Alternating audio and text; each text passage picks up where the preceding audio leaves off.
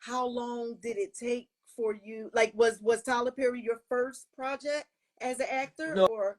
so I grew up in Georgia, in like 20 miles north of Atlanta, in a town called Norcross, and I went to the University of Georgia. I actually studied finance and was gonna head to New York to Wall Street to be working in an investment firm. And so I graduated school early, left my tennis team, and came out to LA. And it took a little bit of time. I got reps. I got into the union within 6 months, which was already kind of lucky, fortunate, just happened to be at the right place at the right time. And I got some small roles. I think my first one TV role was maybe in 2010, and I had one line. I still remember it. My line was I was like a frat boy, and these girls were playing Twister at a party, and I said, "How about some girl on girl Gumby action?"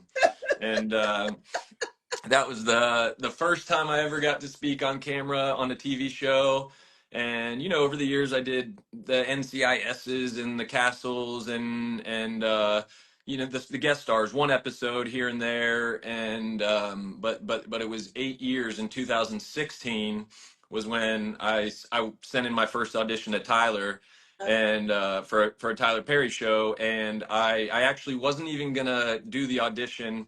I was kind of burned out, and it was for a rugged trucker from Happy, Alabama. It was on a show called Too Close to Home. Yeah, And yeah, so I taped on a Thursday, and then on a Monday night I got a call out of nowhere that they wanted me to come to Atlanta. So I flew to Atlanta the very next day. We did chemistry reads, and before I had landed back on the ground in LA the next day, I had an offer, and that my life has been changed forever. that was the So. role that you played, the cowboy, right?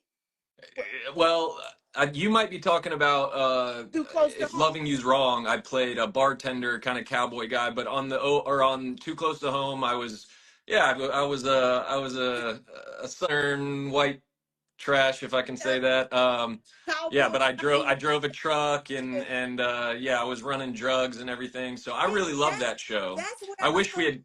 yeah, Yeah, I really wish we had got to to keep that one going. I think business got but in the way because Tyler, yep, all of his shows always go yep, 100+ episodes, you're but right. that one in particular, he had tried to work with a new network, and they hadn't really done scripted TV before. And Mhm. so I don't really know what happened behind the scenes. Our numbers were great. People Right. were watching the show, and I still have fans that wish that we would keep that going. And so every once in a while I make a comment, hoping, hey, we got to bring it back, or make a movie that to like close that storyline. Hold on, let me turn you up.